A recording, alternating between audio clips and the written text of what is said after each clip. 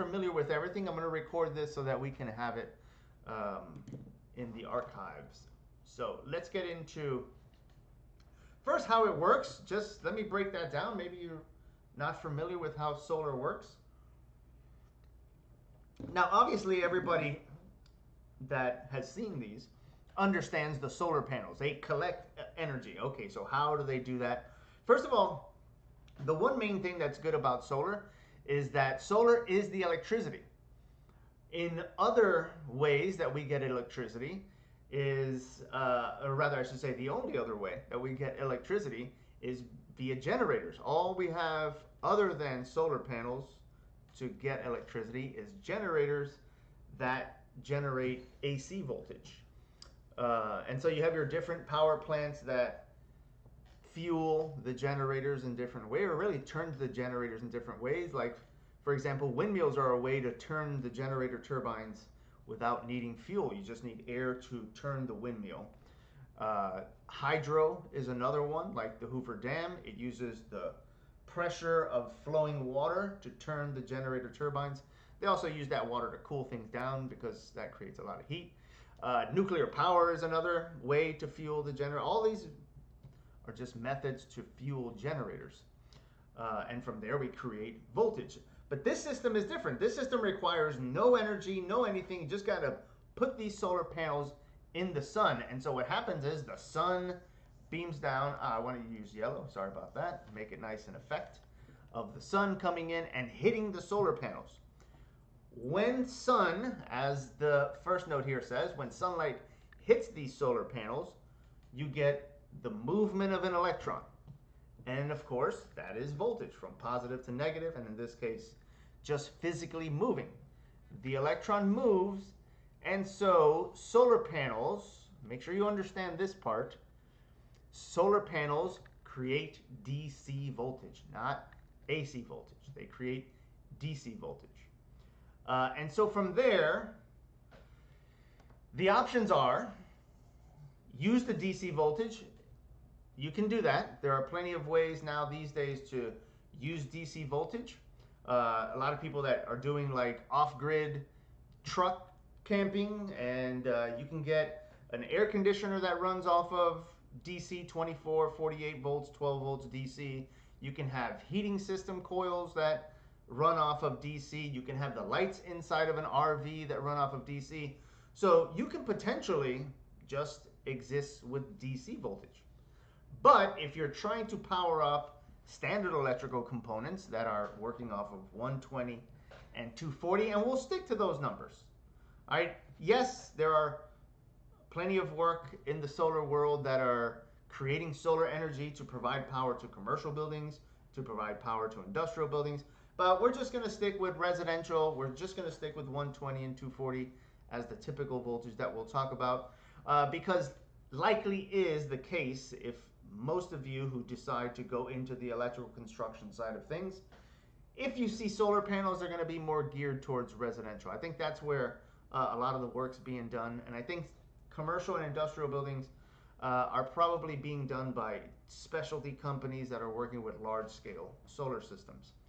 But sticking with 120 and 240, if you do need 120 and 240, then you have to take this solar panel and feed that energy into a piece of equipment that will change the DC into AC, but also some of these pieces of equipment have batteries located inside of them, where it also doubles as basically like our phone charger. You know, battery takes the solar energy. Instead of you take your phone and you plug it into the outlet. You bring 120 and your phone charges, and then you can unplug it and take your phone into the world wire free, right? Not connected to the electricity. That's a new thing. We didn't have that. The lamp has to connect to the outlet. I can't charge up the lamp, and then unplug it and take it with me. So the lamp still works. Like plenty of things in our house still work with having to plug in, but we're starting to have these features like the batteries, like the laptop. I can charge this up and then take it with me. So it's kind of that same principle.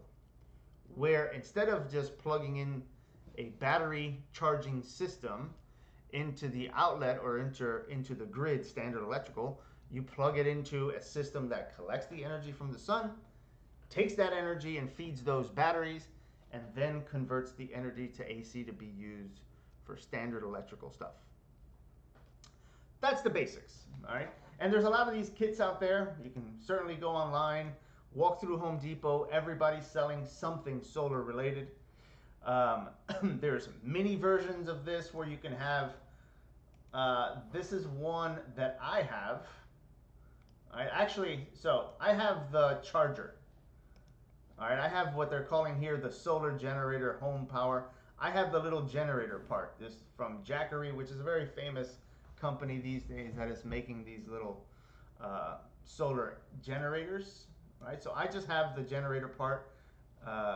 This guy.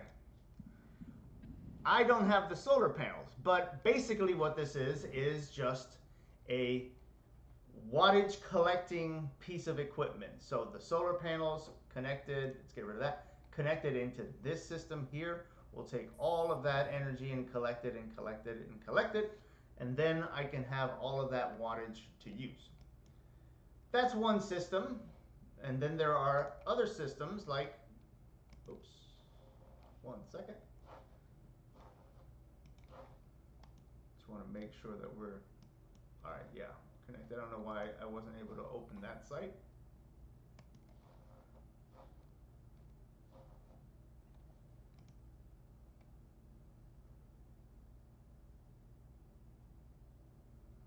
Oh, all right. Are you guys able to hear me?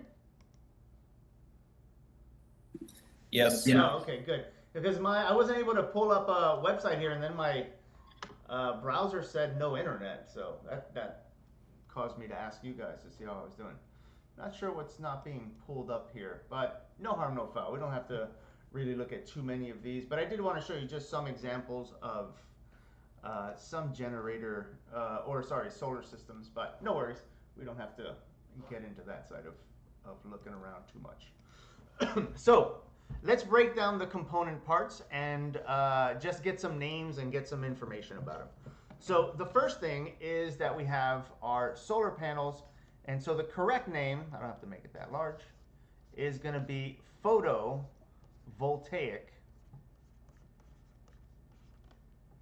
and they'll usually call these PV, which is, if you go to the code section 690, it's photovoltaic or PV systems, photovoltaic cells, all right? And these will collect energy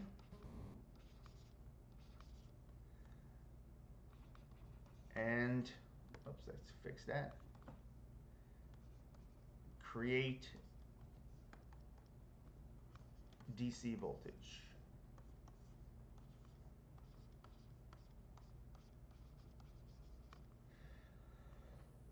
Now, usually, this is why I kind of wanted to pull up an example, just to kind of give you an idea of how it does that. Just so you have some familiarity if you ever pull one up and you start to see all these different numbers on them. I just wanted to explain sometimes what this means. So when it says collects energy and creates DC voltage, I'm just going to kind of break that down in two ways. So one, let's say I have a solar panel here, and we'll do some stuff with these numbers later, but first let's just put some numbers. Now, this solar panel, for example, it would be rated at 200 watts. And that means two things, all right? Because it means collect energy of 200 watts, and it is to provide electricity of 200 watts.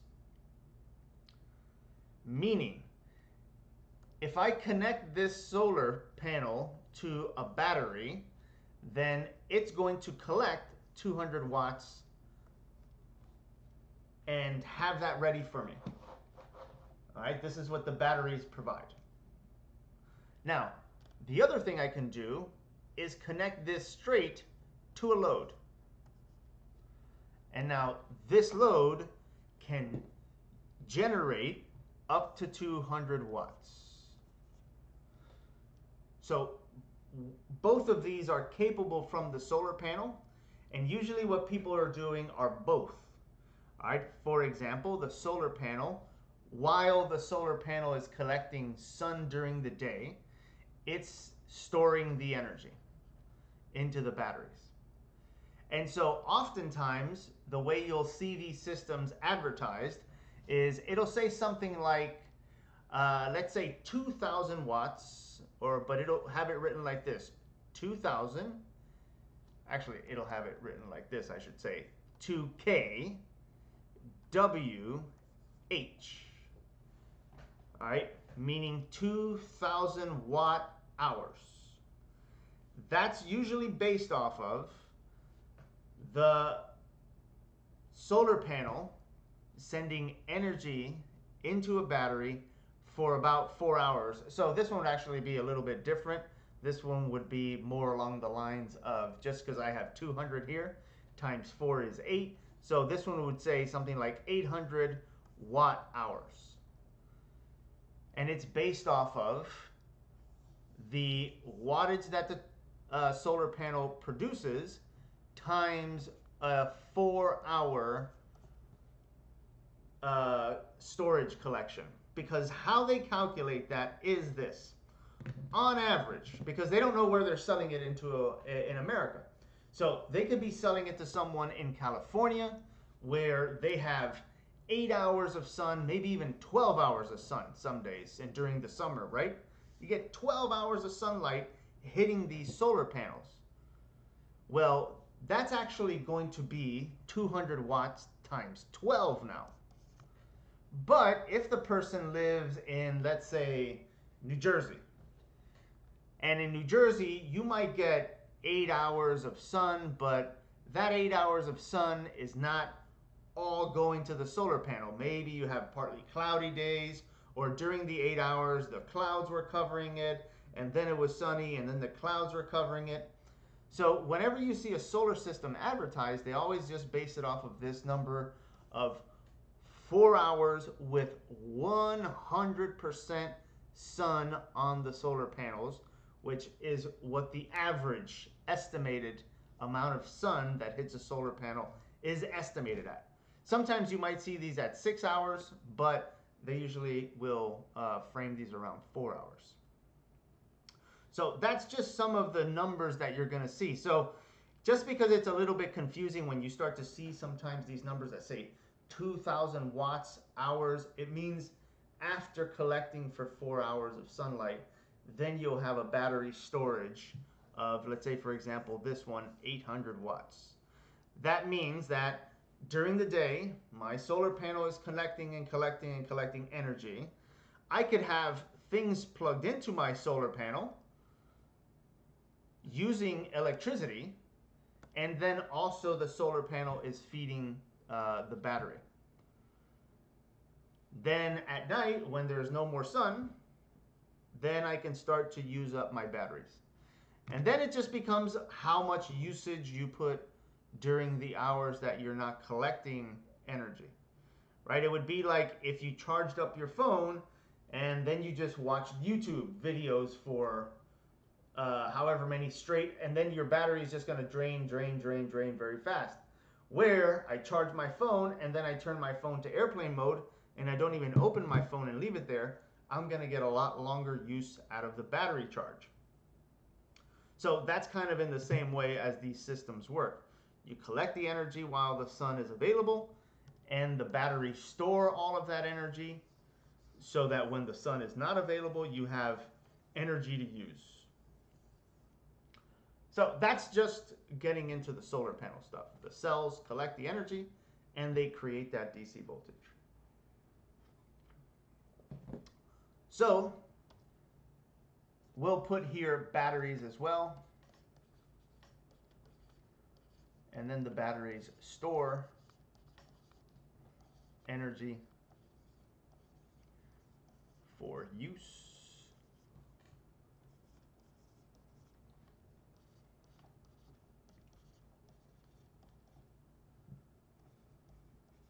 We'll put it like that, available.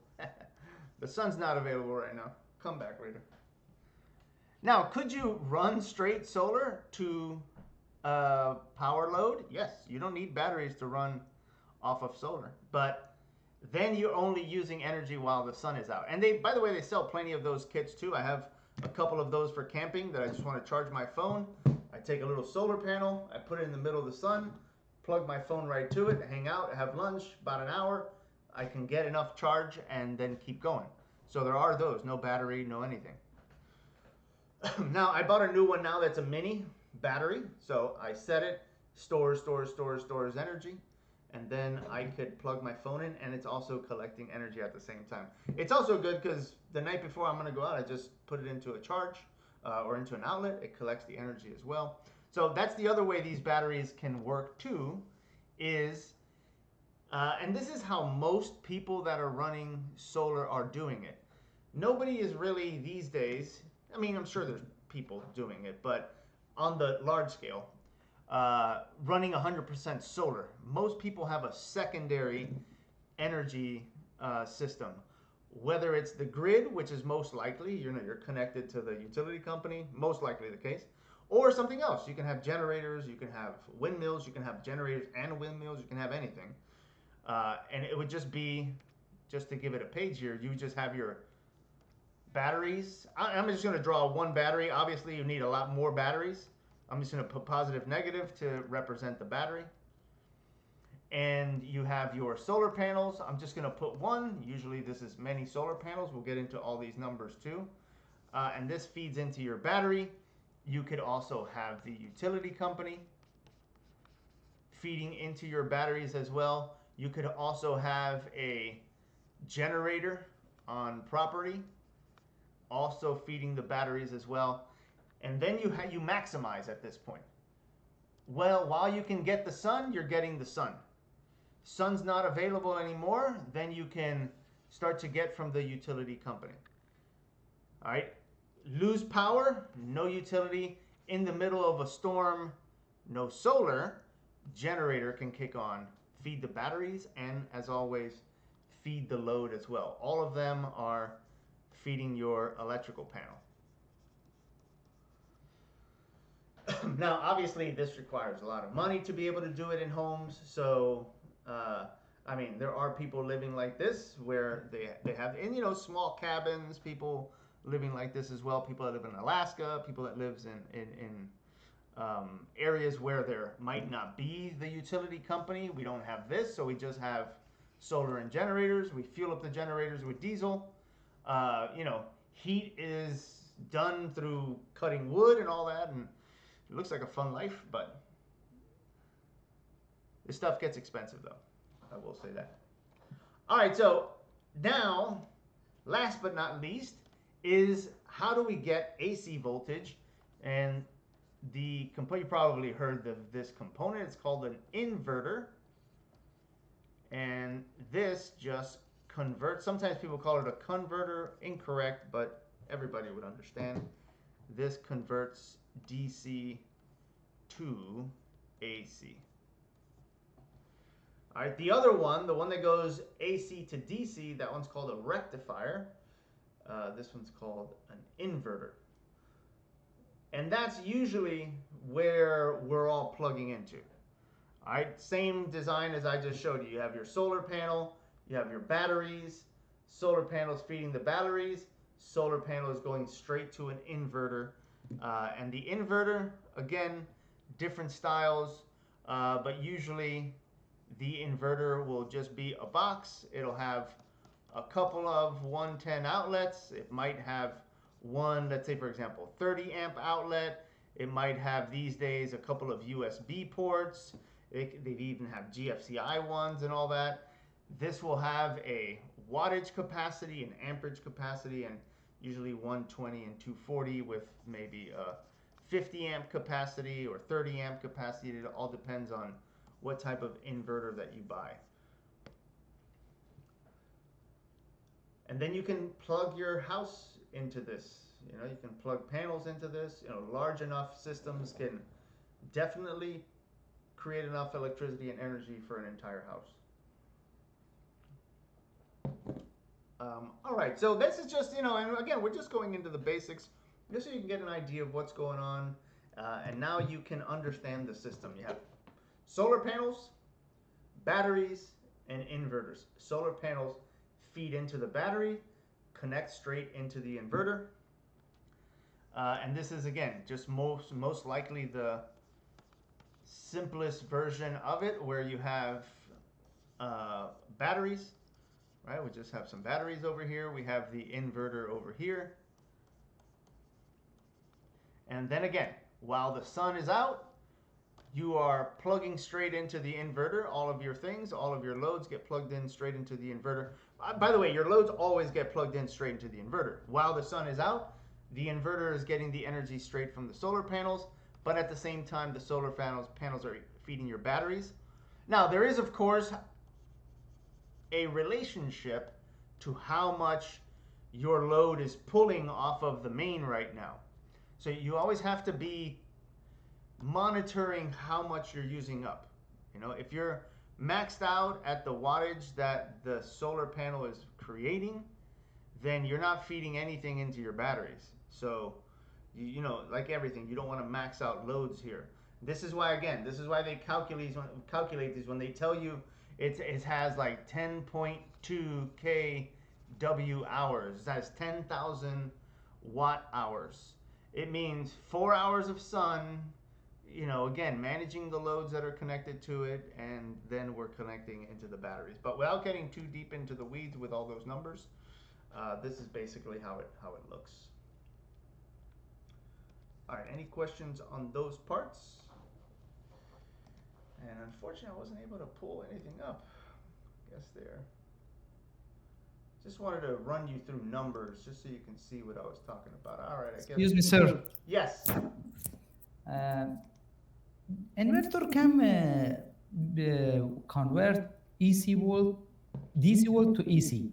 That's the inverter, yes, DC to AC. We can use diode to change AC to DC, DC to AC. Yeah. Do they use the diodes? Yes, they use the diodes to convert the DC to AC. Yeah. Okay. And the same thing. Next module, you're going to work with a component called a variable frequency drive, and it changes the frequency. And that one too. So anytime you're working with AC to DC, there runs through diodes, as I understand it. Okay. Thank you. You're welcome. Here, I was able to pull up a page just to show you these numbers, and this is what I mean here. We have 30.72, so 30,720 watt hours.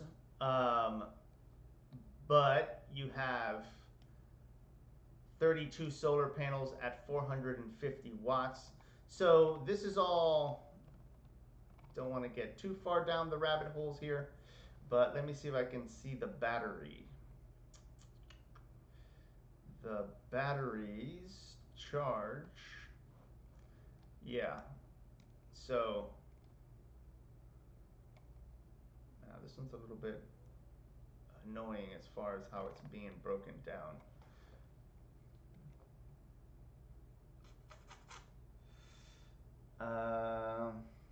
This one says 100, but yeah, the battery cabinet is 100 amp hours per batteries, and then we'd have to convert that to wattage. So they're not telling me the wattage, they're giving me it in amperage hours. They're not giving me the watt ones. All right, I just don't want to get too far and into stuff that is, in some ways, not really too much of what you have to worry about. We're gonna go into a little bit of math here, so I just wanted to have something to show some comparison numbers. But a lot of times when I pull here we are. This is the one I used this morning, so this one will be a little bit better because I know that I looked into it. Sorry about that. But this one has the 10.24, which I was alluding to earlier, and it does have a breakdown here of the batteries. Here we are. Here are the batteries. And so they have a 5,000 kilowatt hour storage, and the inverter here has an 8,000 watt capacity. And again, just to show you some of the numbers here, and then the solar panels themselves, let's see here, the solar panels themselves, each one produces 415 watts. There's 8 of them, and so we'll talk about how to connect these, but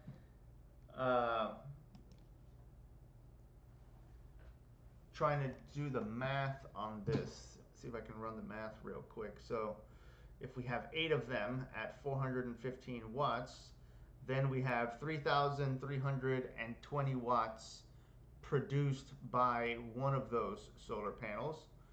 And if you multiply that by 4, which is the amount of hours that, so these guys would be in 4 hours able to collect around 3,280 watts, but then it's up to the maximum capacity of your batteries. And so that's what this is saying, that it has a maximum storage capacity of 10,240 watts after 4 hours of pure sunlight being collected on one of these. So let's just now go into some of the numbers. And so you can just understand how we get to these, or able to create these larger wattages from one solar panel. So let's use that one. That one's fine. We'll use it. And so this solar panel creates 48 volts DC, and it creates 415 watts. So usually they don't tell you the amperage, but we know the amperage because we can do Ohm's law of P over E. And so we can divide 415 watts, divide that by 48, and each one of these panels will be able to handle 8.6 amps. So we have the voltage that this one panel produces, the wattage that this one panel, again, can handle if you plug straight in, or can collect or send to a battery if you want to store it. And then it has an amperage of 8.6 amps. Now, there are 2 ways to connect solar panels when you have more than one. And it's the same thing as batteries, because you got to think of these like DC systems. I could either connect them in series, and I have notes for series. When you connect them in series, the voltage adds up, the amps stay the same.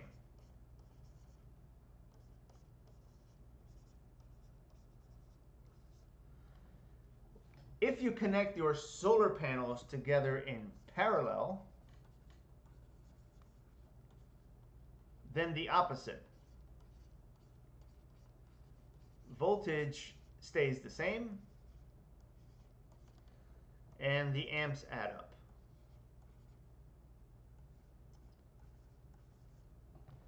Now, in both cases,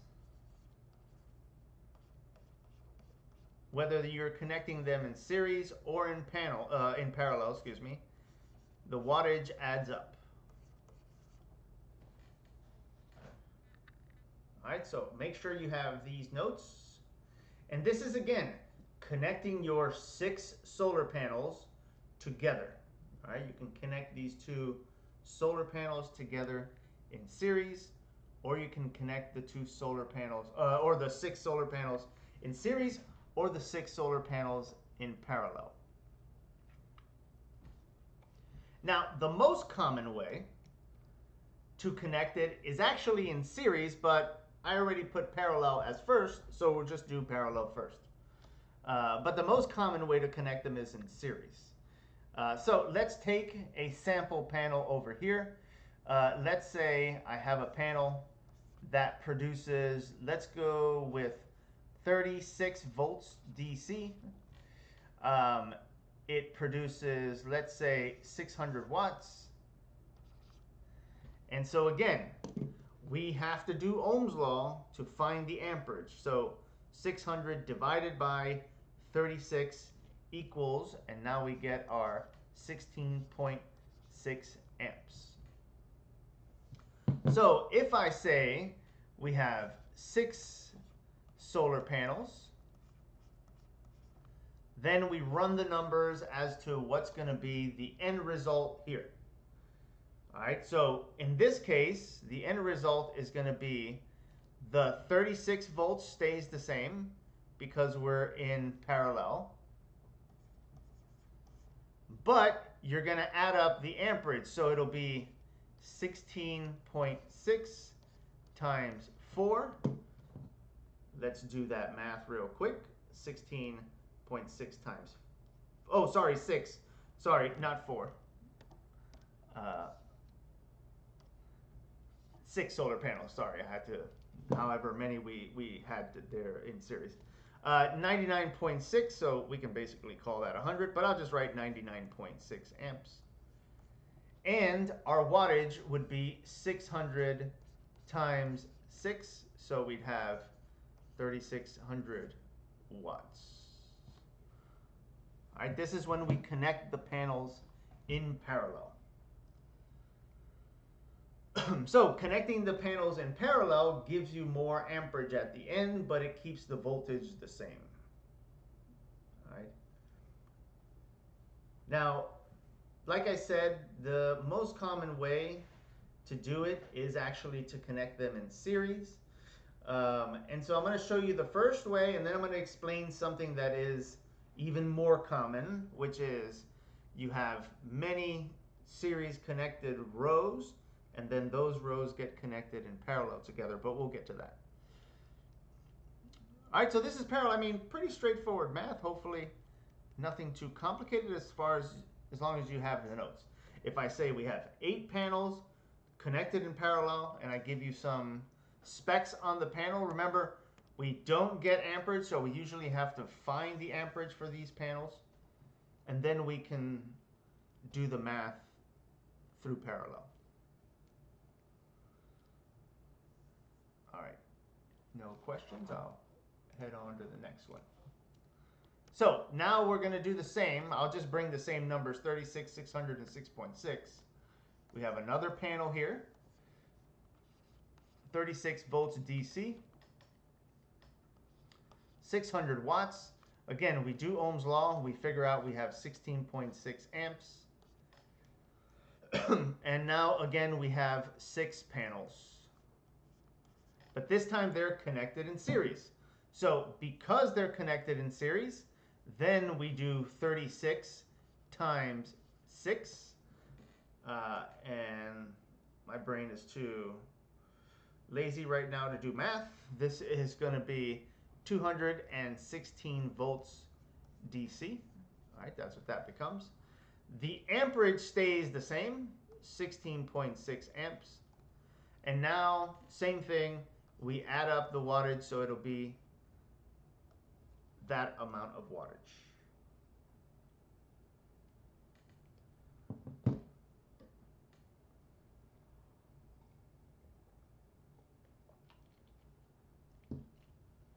All right. So, whether I ask 6 panels with the specs connected in series, we go in one direction, and then we look at the panels connected in parallel, and then we go into another direction. All right, as long as you, again, have the first notes from over here, voltage adds up when we connect them in series, and then amperage stays the same, and then vice versa. Voltage stays the same, and then amperage adds up. All right, so now let's do a combination.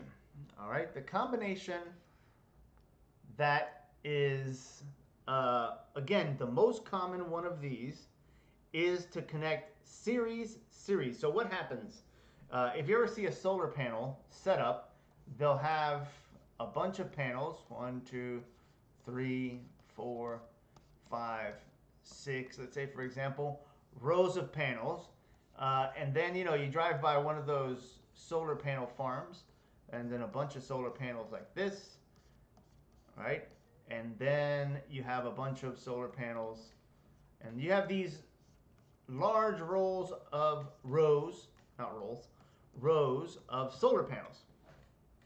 So what happens is all of these solar panels get connected in series, and they create one bank.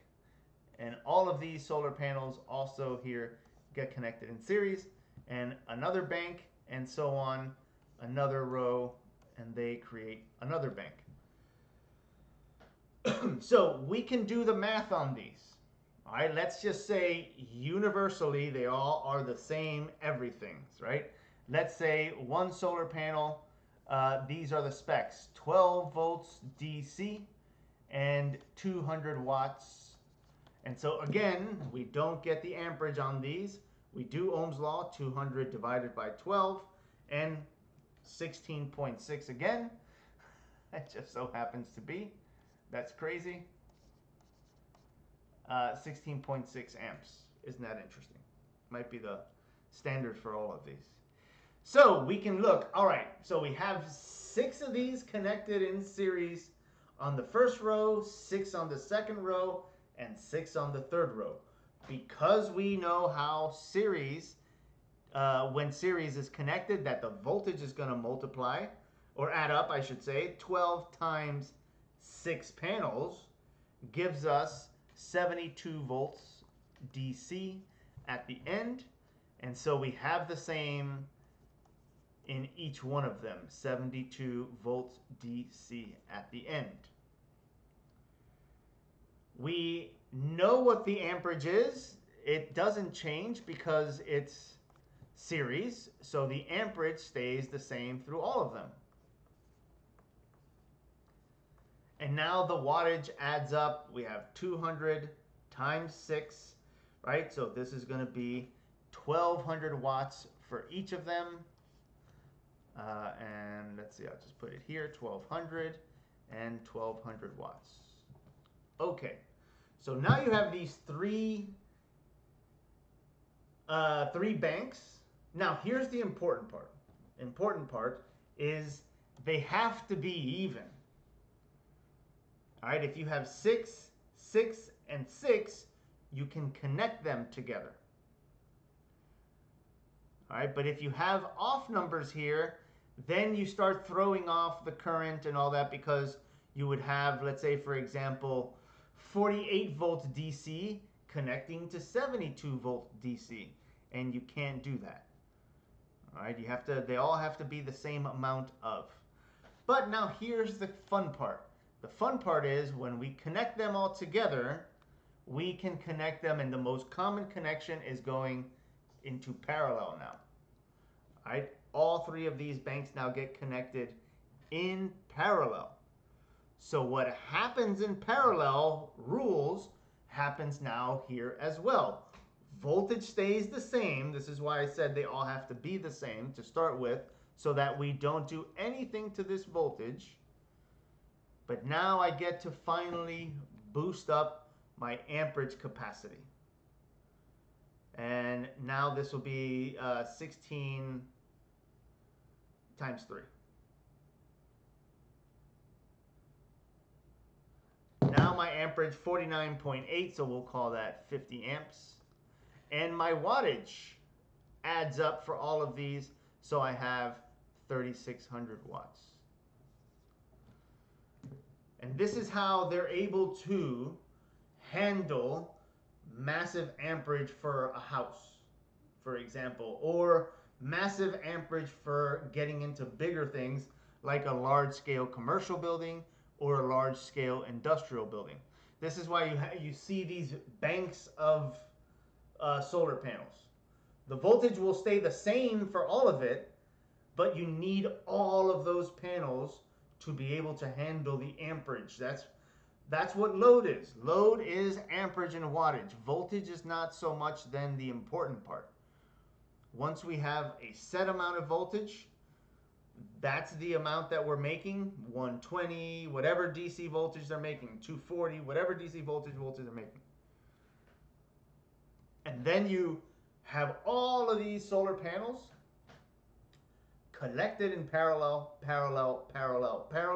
so that we can start now bumping up the capacity for the amperage of the system. All right, and then you can end up with something like that. Now, the only other part to something like this, just to kind of give you a breakdown of what happens next, is that I have to buy an inverter that matches this. So whatever voltage I make, whatever amperage it is able to handle, and whatever wattage these things are able to handle, I have to buy a inverter that can manage that as well. Now, my inverter could also have a maximum wattage based off of battery life at that point too. I'm going to extend this only because I'm going to erase it, because I'm going to go further down. Let's say now this is what is being collected by a battery system. And let's say now that I have that 3600 watts by, let's say for example 4 hours. Let me see what 4 hours would be. 3600 by 4. And so this would collect, let's say, 14.4 kW hours. Meaning that after 4 hours of feeding this battery system here, I'll have 14,400 watts ready to go for the 12-hour period that I don't have the sun. If I'm able to collect 4 hours at 100% sun. So along with that large bank of solar panels that you see out in these fields and stuff like that, you have a bunch of batteries that are collecting all of that energy at the same time that it's producing the energy. All right, I think that I'm going to get rid of all that because it's less important for you to understand that part. More important for you to just know how to get to this part here. All right, so I'm going to put an example, and then we'll wrap it up here. All right, so let's do, well, and I can also show you just for an example. You could, let's say, for example, have 6 of them in parallel. All right, and let's say, same thing, let's say we had 12 volts DC, we have 16 amps, and we have 200 watts. And I can connect, let's say, 6 of these in parallel. So I would keep 12 volts at the end of this DC. All right, I would have 16 times whatever 6 is. All right, this is 96. All right, and then I would have 6 times, so 1200 watts capacity. Now, I could have another bank also parallel, same way. And then I can connect them both together, but here again, very important that they match. All right, that they completely match 6 and 6, because if the voltage is different, now you're just connecting 2 different voltages together and they simply don't go together. So if I had 5 panels and 4, no good. 6 and 4, no good. 6 and 6, now good. And then I can do the same thing. And then the most popular one from them two is to connect it in series. Because now I want to increase the voltage. I have now 2 of them. So I would now get 24 volts DC, same 96 amps. And then I would have 2 of them, so I'd have 2400 watts. All right, 2 different rows of them. So they can do this as well with parallel systems. But the most popular one is the series one. So let's put an example here. Let's say I have 6 panels in series. Whoops. 6 more panels in series. Then both will connect in parallel.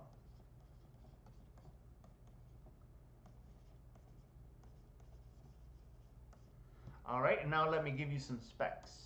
Say we have 24 volts DC. We have 400, let's go with 300 watts. All right, now, question to something like this, and I'm making it a lot more than what you're actually going to see on the final exam. We're going to do a little bit harder just so we can, batting practice from the fastest pitch, and then we get in front of an 80-mile-an-hour pitcher and we can hit a lot easier. So we'll do the hardest we can make it because we're all here working it out together. But the questions on the final exam will be just a little bit easier than this. What I'm looking for here at the end is going to be the voltage. I'm looking for the total amperage, and I'm looking for the total wattage. You'll notice I didn't give you the amperage yet because I want to make sure that you can calculate through that.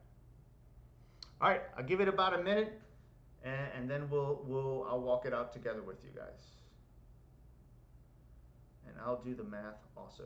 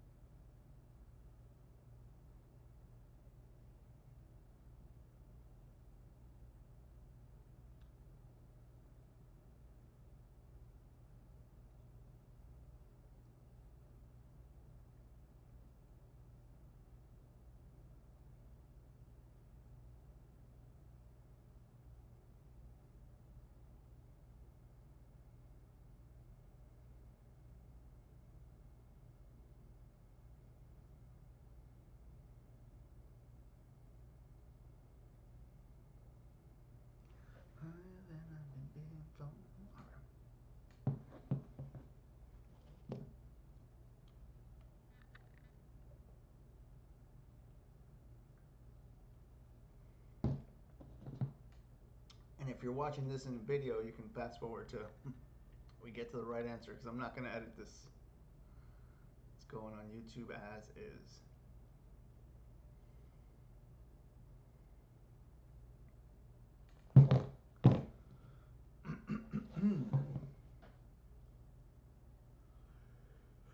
All right, if you have your answers, you can actually type them in.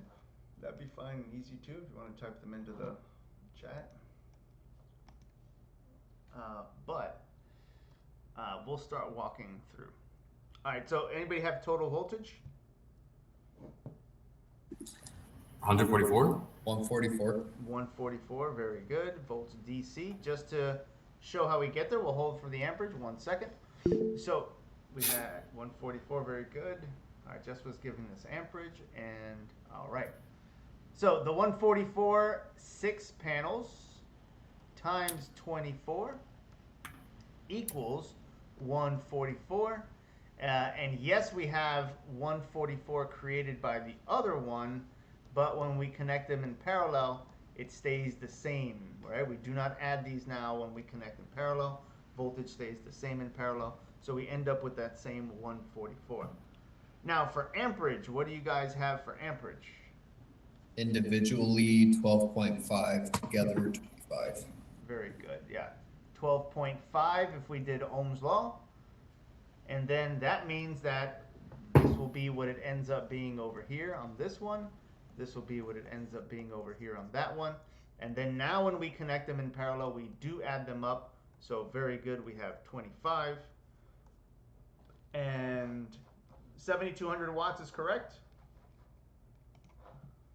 3,600. 3,600, all right. Let's see what happened there. So we have 300 watts times 6. We have 300 times 6. Right, that'll be 1,800. And that means we have 1,800 on the bottom one.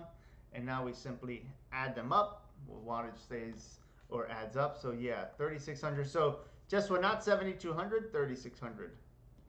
Yeah, I multiplied it twice, my bad. Ah, okay, no worries. Good, good. You saw where your mistake was. Excellent. All right, good work. Good work. So again, this is whenever you drive by these large, in the homes, they're a little bit different. They're more kits that are set up with a lot of what I showed you. But when you just see these large farms that have a lot of solar panels, this is what they're trying to do. All of the panels are connected in series. Very likely that's the way they are to get a high voltage. And once they establish one row's voltage, it becomes the voltage just because everything is then connected in parallel. And then you start to create this larger amperage capacity. And then always, as amperage goes up, you're gonna, if you know, because Ohm's law, right? The Ohm's law. If you did, looking at this number that we have right here, if we did 144 times 25, 3,600 watts. If any of this changes, and it's going to change by proportional equal numbers, then the wattage changes as well because the Ohm's law would change. But if this number goes down, the wattage, the voltage goes down, the amperage would go up. So just Ohm's law then works itself out. All right, so here's what I'm going to do. I'm going to pause this video now.